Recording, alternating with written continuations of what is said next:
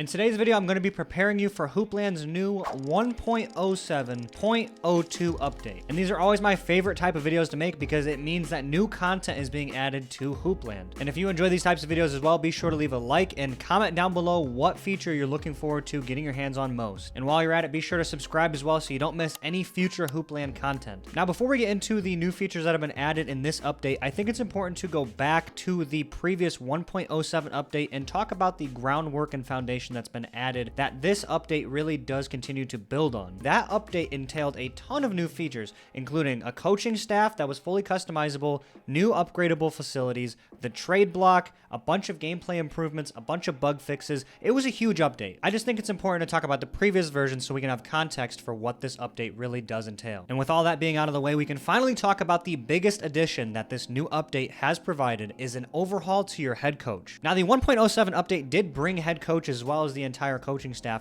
but head coaches really weren't anything besides cosmetic. You know, they were just appearance, age, name, and you could hire and fire them. And then eventually, you know, in the 1.07 update, they did get rid of the ability to fire your coach, and it doesn't really help to get rid of coaches if they don't really do anything. Now, it's completely different. So when it comes to creating a head coach, there's so many different options you can choose as far as customization. So let's just hop right into it and look at everything available for your actual selection. There's balanced, inside offense, mid-range offense, outside offense, and then defensive minded. So there's technically 5 total archetypes. And as we move past the age and appearance, we are then going to be presented with the primary and secondary strengths. Now, there are currently only 3 strengths in the game. That is going to be development, motivation, and leadership. And you can select the same primary and secondary strength if you wanted to, or you can be a little bit more well-rounded. It doesn't really make a difference. It just changes your overall attribute caps. And then we have a ton of different focuses, and this is what I love so much about this game. Look at all the depth you can have for one coach. Offensive focus, inside, mid-range, outside balance.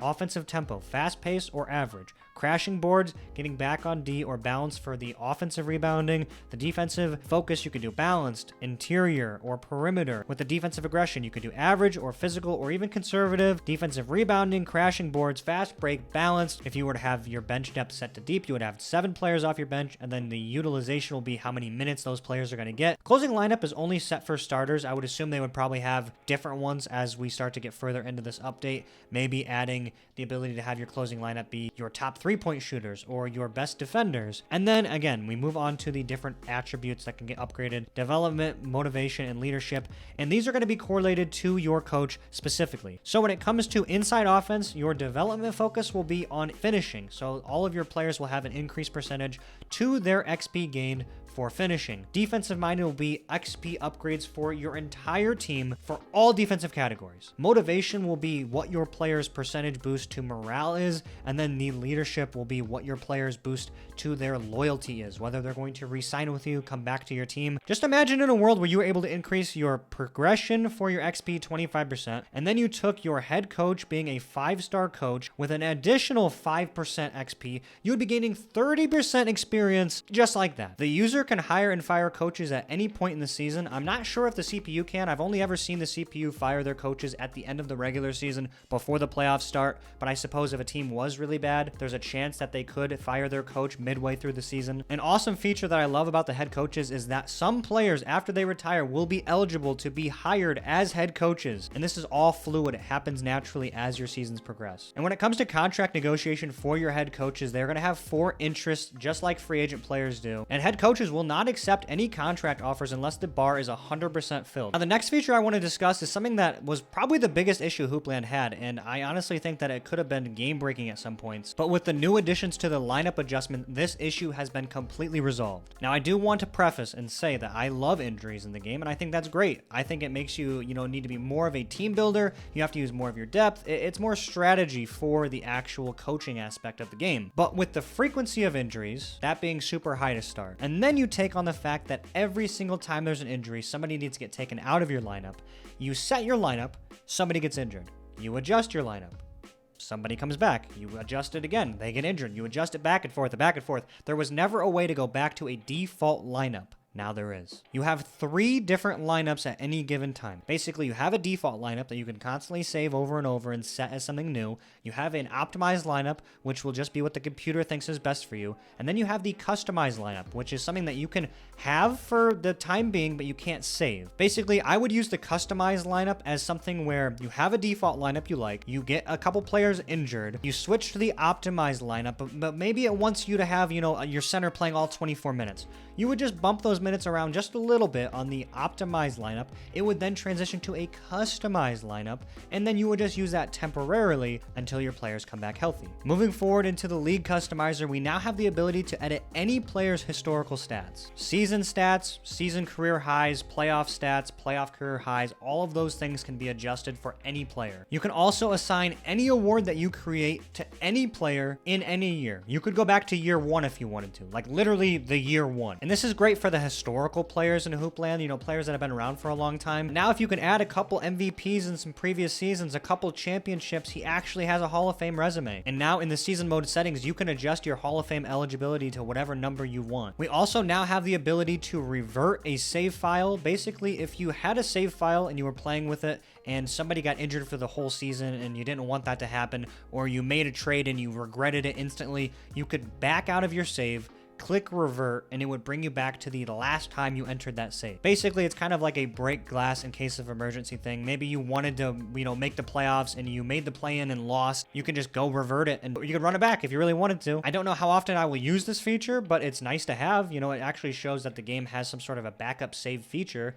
and I think that's a cool addition. They've also made it easier for you to select countries without having to scroll through every country. You could just have a drop-down arrow and select the flag. They've also added some more transparency, so now you can see the player's required number of XP needed in order to earn an upgrade, as opposed to it just being kind of an arbitrary bar. Same thing goes with your head coaches too. And I would say in the new season mode improvements, there's been a huge emphasis on like the history of your season, because now when you play a team, you can see the previous matchups you've had with that team in that season. So if you're playing a division rival, you can scroll all the way back to look at every single matchup you've had with that team. You can look at the box score, the player of the game, any stats on that game. You don't have to go scrolling back weeks over weeks to try to find the last time you played them. It's all right there. And this is even more important when it comes to playoff matchups, because if you've played a team 5 times and then you can actually see, okay, we won 4 out of 5. James Harden usually cooks us, let's go ahead and double him. Let's change the pressure on him. And now we can kind of adjust what our matchup looks like because we have historical evidence. We have historical backing for what it looks like when we play this team. I genuinely can't overemphasize how awesome the previous matchup icons are, because you can actually see what that rivalry has looked like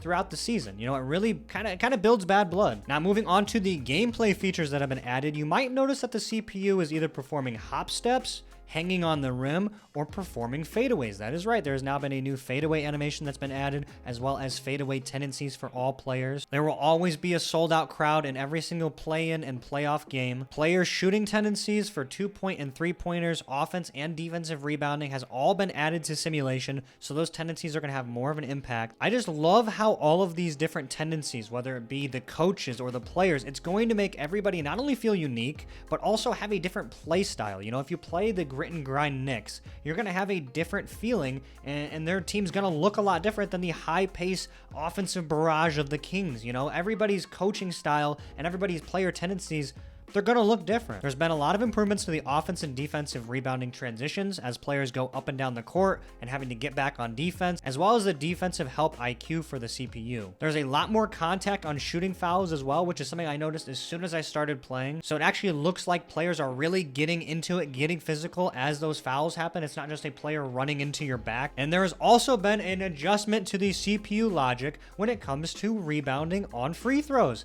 It's one of the biggest issues I had. It was the CPU always adjusting my lineup, and it was the issue where the team, would not rebound and box out on free throws. I would always have to swap on to a player. I lost a lot of offensive rebounds and a lot of rebounds to the free throw team because my box out was terrible by the CPU. Now that's all been fixed. The logic is much better. As well as when teams are inbounding from underneath the rim. A lot of times when a team would be out of bounds, ball would go out of bounds on the baseline, they would try to throw up a lob and hit the backboard because they're standing underneath the rim and they don't really know it. Now that's fixed. And they've also adjusted the length of time in between timeouts to inbounding. So now you can get in place.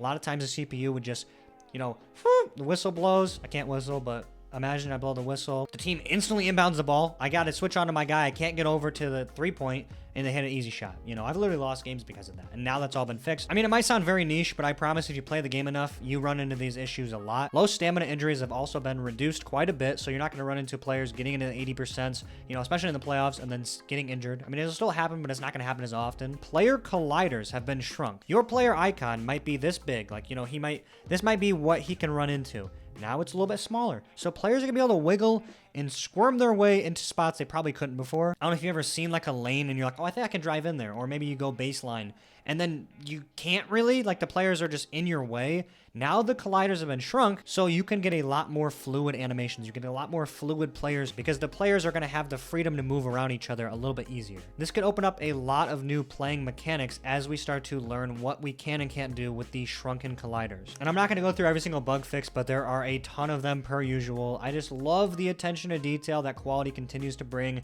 He always asks for people to report the bugs, send the save file, and he always is able to figure out what the issue is inside the coding. All right, guys, so that is everything as far as the features that you can expect to get your hands on soon as the 1.07.02 update gets to you guys. As for what you guys can expect to see in the future updates, well, the 1.08 update has talked about player skills and career mode, which I'm sure all of you guys are clamoring for. You're probably very excited. But again, this is the strategy that Quality continues to implement, and this is why the game is so good. He releases features, tweaks those things, he adjusts them accordingly, then he kind of adds to them a little bit, and then he moves on to another feature. So let's not rush this. He has removed like the timeline, the physical timelines of the updates. He doesn't say, hey, this update's going to be out in 2 weeks. He says, I'm working on it. And I think that hopefully that removes some of the pressure that the community can sometimes provide, as there is over 43,000 members in the Discord for Hoopland. There is less pressure for him to have to feel obligated to get these updates out, and that's going to create a better product as a whole. And yes, I will continue the career mode of Greg Winston on Hoopland. I just haven't because I've been waiting for this update. The new rosters I've been adjusting for the 2025 season have been still a work in progress, but I will continue that series as we get closer to the official career mode releasing. Seems like the big updates usually take about 2 months for Quality to get out, but again, that is just an arbitrary timeline. I really have no idea the specifics. I appreciate you guys so much for watching this video. Hopefully you enjoyed it. Hopefully you're excited for the update. Again, let me know in the comments what is the biggest feature you're looking forward to, but maybe there's a feature that this game hasn't added yet that you really want to see. Again, let me know in the comments. I would love to have a discussion with you guys. As for me, I will see you in the next one.